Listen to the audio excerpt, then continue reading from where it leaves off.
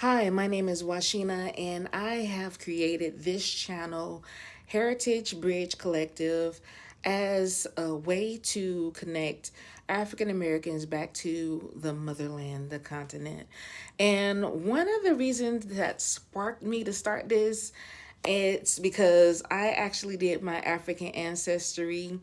And I was just like, man, what one way that I could pay homage to my ancestors, especially to my grams, the grandma and the grandpa, my granny and my granddaddy. And one of the things that sparked it is our honorable Traore. Yes, the president of Burkina Faso. My African ancestry goes back to the Bissa tribe in Burkina Faso with my granddaddy. Yes, so I was just like, wait a minute, my country is standing up. So one of the things that sparked me, I was just like, wait a minute, let me do a tribute and let me get people to understand on how to travel to Africa and what you need to know and things you need to do, and also ways to connect back to Africa, so where when you go to Africa you feel like it's back home. So yes, I am one of the ones that I haven't been to Africa yet, but that is my plan. And if you know, like, it's been so many years, like, I know I'm not the only one, but for many years, I've been trying to get to Africa. And every time I go or try to plan, something comes up. So I said, I just got to go at it with a different strategy this year. So my plan is to hit up my ancestry lands, which is Cameroon and Burkina Faso. But we'll see who goes first. And I've already contacted most people in the Cameroon. I've already got my African name from my tribe, which I was just like, oh my God, oh my God. So my tribe in Cameroon, the Mafa people, have given me my tribal name, and it was just so crazy. Like, I know this is a little bit off topic, but this is why I'm so excited and I have to go ahead and do this, because the African continent itself is waking up. And I was just like, wait a minute, I gotta represent for my folks. So my African name that was given to me was Payadai. And my tribe, when they gave it to me, I was just like, oh my God, they give me your name. Oh my God. So I'm just sitting up there minding my business. We on a group chat. If you're trying to connect back to your tribe, the best thing is to do WhatsApp, and also to find someone that's there. Usually, if you're trying to connect to someone, try to find somebody that's already there, that's, doing the things that you like doing and stuff like that. I found many people doing the things that I like doing, and some people from different tribes. So, I'm a people person. I socialize. I know how to socialize. So, you just got to get out and get out of your element, because I kid you not, when they gave me my name, I was just like, I was in a meeting, just being me, doing me. Um, and all I heard is, I was just like, what is going on? Oh my God. It's a conversation. I'm like, I wish I knew my native tongue. And when I heard this, and then it was just like, your name is Payadai. I was just like, what? Well, what does that mean? So my tribe gave me Payadai, which in the Mafa language is, your beauty is so beautiful that it's blinding. And I was just like, huh? Me? Me? I was just like, and then how they spelt it is like payday. And I was just like, it's similar. I ain't gonna give you the name. I was just like, I ain't read it down in so long. But I was just like, payday. I was just like, I'm about them coins. I'm like, give me my money, my money. But when they told me that, I was so honored. And I'm just like, I am so happy that I started my journey with African ancestry. Like, I was doing like vlogs, all this other stuff. Like, I got videos where I started out years ago doing this journey. and life been lifing ever since. So it's just like sometimes it's just crazy over here. It's just like, can I leave? Can I leave? Um, but that's the thing, you have people that are here in the Americas as well that they have heritage here, because I have it where my name is Native American. Wachena is a native name. And then also, like, my grandmother always stated that we came from, her grandmother was Native American. And then when it comes up, like, everybody has their spiritual practices or whatever, but usually when I go to get my spiritual healings and whatever, it always comes up where Native American people just show up. Even when I travel through Tennessee and other places throughout the United States, I feel that beat, that energy of the Native people. And I'm just like, I don't know what this is. I'm just, you know, I live my life as it is, but it's just like when I go certain places, that energy, whew, I just want to bring out some, the native ear, like the feathers and stuff like that. And also just to pay homage, because America was the Native Americans' land. And pretty much the state of the affairs that's happening right now and the climate that's happening. And, I'm just changing my beliefs on a lot of things. And I'm going to be explaining some of this later on in on the platform. But it's just like, I'm gonna just get back to the whole thing of connecting back to my tribe. I did African ancestry. If you haven't did African ancestry, I'm gonna put the link below. African ancestry, that's what y'all need. It gives you direct information back to what your DNA, where your tribal links come from and stuff like that. So I did it, like, I did it for myself. I did ancestry for my grandmother while she was living. And then I did African ancestry with my own, my own sample. And I was like, okay, game, because our ancestry is just going to give you like a listing of who you are compiled of. Like, you could be, it looked like my family came from everywhere.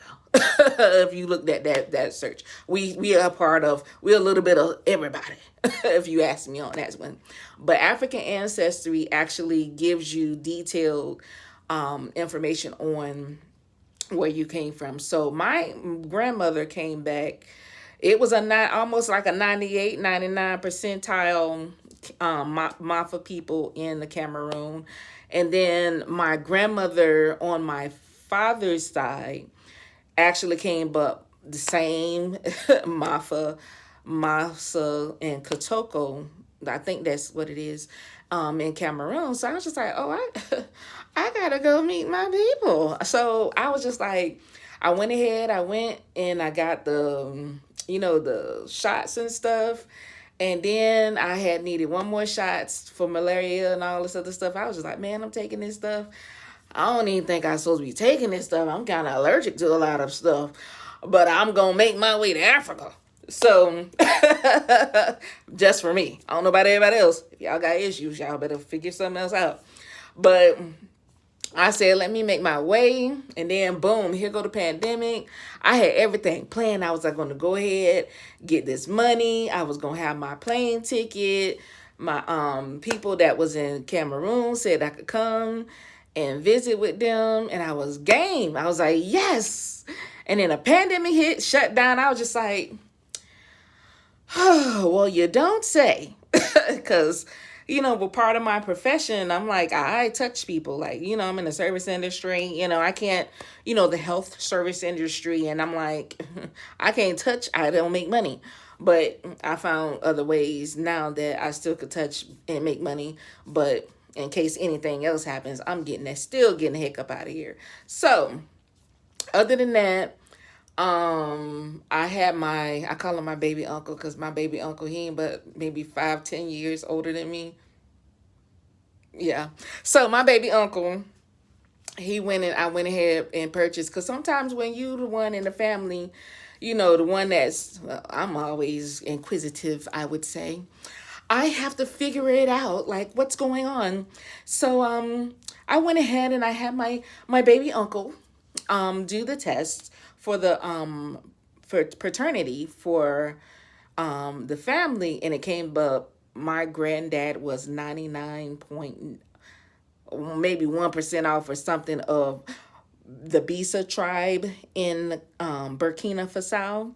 And so I went looking. Ooh, I'm very inquisitive, I must say. I'm very inquisitive. And this is the reason why I went ahead and made this channel. Because me and my inquisitiveness, I seen a lot of smearing going on with President Traore. And I was just like, okay, yo, mess with the wrong granddaughter. So this granddaughter right here is representing her ancestors, my grandfather. And so my grandfather said, it was just like going back through the family history and family talks. My grandfather said that he was a slave. So if he was a slave, I mean, they took that joker right off of the land and put him where in Florida. So you might just have a lot of Floridians that are from Burkina Faso or people along the East Coast. But not only that, I'm like trying not to give y'all all my family business, but my great grandfather, my grandfather's father, had 40 children. So this is one reason I don't date people along the East Coast. Yeah, might be my cousin. I ain't with the kissing cousins. I ain't with the kissing cousins. But yes, so the whole thing is there's that portion of it. And then it's just like very interesting when you start listening to your ancestors and stuff like that. Y'all have to sit down and talk, because a lot of these people, a lot of our ancestors, a lot of our older people, they're dying out. And it's just like, ain't nobody sitting down talking. But I am very inquisitive. I'm getting all up in the business. Like, what happened? Y'all know I'm nosy. Very inquisitive. So, and that's when I found out, like, through talks, that at one point my grandfather was Gullah Geechee. And I was like, Gullah Geechee? That's right down the street. I might need to go to Savannah. So I was just like, okay, Gullah Geechee. I was like, we're going to have to be inquisitive about that. And then the next thing was, it was like, they said at one point my grandfather ran away. And it was just very interesting, because I was just like, a few years ago, me being very inquisitive and a movie buff, I watched this movie called Rosewood, and I was just like, that seems very familiar. Because, even though you might not have been there at that time, but your DNA starts kind of kicking up. And I was just like, this seems familiar. I don't know why, but my granddaddy said he ran away from somewhere. You just never know. I tell you, you never know. And then, then it was just like this whole thing in Florida where certain people in Florida got 40 acres and a mule. And then other people just didn't get their 40 acres and a mule. So I was just like, okay, well then, since America has not honored their thing, let me go back and invest my time and all of my education into my countries of origin. So, without further ado, one of the things that I found out about Burkina Faso in my inquisitive research and investigations, Burkina Faso, over the years, they were known for their peanuts. And I was just like, okay, Mr. Carver with the peanuts, okay. And then we have the planter peanuts over here.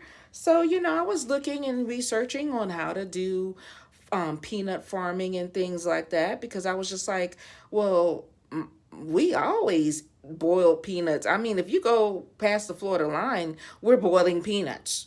We're boiling peanuts. Somebody's baking peanuts or boiling them. Whichever one you want to do, we're boiling them. So I was just like, oh my gosh. So the legumes are one thing. And then the other thing, when you're looking at your ancestors and you're listening to them, it's a very good thing to see what their eating habits is, what music that they like, because all of these are keys that you need to know when you're linking back up with your people. So one of the things that my grandfather used to always do was cook rice. Now I don't know where that man got that seasoning from. I don't know what this man put in that rice. But my granddaddy threw down on some rice on a top stove on top of the counter. I don't know what he put in that rice, but I could just eat that whole pot of rice. And the seasoning was there. It was just like, whew, like granddaddy cooking, granddaddy I want some. So it was that, and then tomatoes. And so I'm like sitting there looking back at President Traore, and it's just like, wait a minute here. Tomatoes grown in Burkina Faso. And then I'm just like, my granddaddy loved tomatoes. And I'm just like, I love tomatoes. Like, I really, really love tomatoes. And then the other thing is, I was like, when I seen President Traore doing his thing with the tomatoes, I was like, okay, he's doing the tomatoes. Okay, here, if you're interested in tomatoes, they have tomato paste, they have tomato sauce, they have marinara sauce, they have all this like Italian type of sauces, everything with the sauce with the tomatoes. So I was just like, I love tomatoes. And then the next thing you know, you have the tomatoes, you have the peanuts, and then it's called Baker's Dance. Like my grandfather's side of the family, everybody loves a dance. I am a dancer. Like, yo, when I tell you that's all they had us doing, like this is one of the things where I say where African Americans here can connect back to where they come from. Like, if you look at African culture, some of the cultures, that's what they're doing outside is dancing. So where I'm from, which is Tampa, Florida, in Tampa, there is Ybor City. There is always somewhere in Tampa, Florida that you can dance. You can go from one club, as they call it now, that I've been going around bar crawling. You can bar crawl and still have a good time. And then after the bar crawl, you go to the beach. And then you could go to sleep on the beach. Next thing you know, you wake up and it's another party on the beach. So you just keep it going. Keep it going. But, story for another time. Other than that, I'm very proud to be a Burkina Bay, as they call it. Baby. I'm a baby. Hello. So, Heritage Bridge Collective I created to connect and bridge the gaps and bridge what I see when it comes to African Americans trying to reconnect back into the continent. So one of the things is the music. So I was just like, wait a minute, do y'all not hear these African drums playing? And, it was like, it brought up so many memories, even memories of one of my friends who's Puerto Rican, who was telling me the history of a little history of Puerto Rico. He was like, it was the Africans that brought in the beat. And I was just like, okay. So when it comes to the beat and everything like that, the music. So I'm like, well, DeVito came in like a few years ago. Like I was always introduced to African music. Like my former stepfather is Nigerian. And it's basically, I was always around African culture. And then Tampa's a melting pot of everything. So I was always infused with different languages, different energies. That's what Tampa is, melting pot. So when you're trying to connect back to, your country, connect back to the music. What music is your country playing? So I was just like, well, what I found was Mafa people are in Nigeria. And I was just like, what? My folks over there in Nigeria? I could go to Lagos and party. I'd be watching my little Nollywood. So the one thing was the music, like those drums when they was beating, and I was just like, it's a whole different drum happening right now. I hope my peoples are starting to wake up. Like, y'all need to find y'all ancestry. So when it came back, DeVito started singing, then followed by Burna Boy, Enos B. Now, these people probably are already, famous over there in those countries. But I was just like, when y'all make it over here in ENC, my guy in Gambia, oh my gosh. So it's just like when we start connecting, I was just like, oh my gosh. So you will always find me around music and some food. Hello, hello, because I like to eat. So I was just like, okay, if you are a foodie, go and find the food. Go and find the cuisine. Go and find the spices. I was going to say something about that. Should I say it? Or no? Yes. So, yeah, the whole thing was, ain't that something? Somebody went somewhere to go find some spices, and here we are. Ain't that a bit? Okay, going back. Okay, so go and find the spices, and you'll find that some of that stuff start resonating with you and stuff like that. And one of the things is okra and tomatoes. Ooh, and some onions and all that stuff, and some bacon. That's what we usually do over here. Some people don't put the bacon in, but what I noticed when I started connecting back into Africa, in Cameroon, some people put smoked turkey necks in then they the okra and they tomatoes. I was just like, say less. So I started implementing. So one of the things, once you find somebody on YouTube or somewhere like that, on the channel, you can find and start making some of the dishes. Now, certain foods are not going to be here in your local markets, African Americans, okay? So what you're going to have to do, you're going to have to find your way to an African store. An African store, usually African stores are always around, Asian markets. They're usually there. And then some of the Asian markets. And then, if you're in Decatur, there's the Cap Farmers Market. They have the seasonings. So you go and find your seasonings and you start trying this stuff. And now, being that a lot of Africans are here, go and try your dishes. I done met some Nigerian people. I met some people from Ghana. I done met people from Gambia. And I met some people from Senegal. Now, I might piss some people off on this one, but that jollof rice coming from Senegal, ooh-wee, ooh, made me want to cut my eye. Made my eye twitch. That Senegalese jollof rice. I've tried the Nigerian. I tried the Ghanaian. Y'all gonna have to give me that jollof rice from Senegal. They have a whole jollof region called jollof for a reason. But let's go back and keep these bridges connecting, y'all. Let's keep on these bridges connecting. So the year of return came. Like, Ghana set it off. Ghana was like, y'all could come back home. I was like, well, say less. So I was just like, okay, we're going to go back to Ghana. I was just like, then next thing you know, boom, here's the Ghananese up in my face. Like, hey, girl, hey, what's up? How you doing? What's going on? And stuff like that. She was in fashion and all this other stuff. And I was like, girl, I ain't there yet, but I'm finna get where you at. Don't worry about it, because once I get my my swag back with traveling, I'll be in them jets. I'll be in the skies. I'm on the wings out. I got to fly. So I met a girl from Ghana. So, Ghana's about to be one of my spots, because I love a party and I love some good food and some good drink. Hello. So, and that's the other thing too. Like, when I tell you, you have to start connecting back to your people. Bridge your bridges.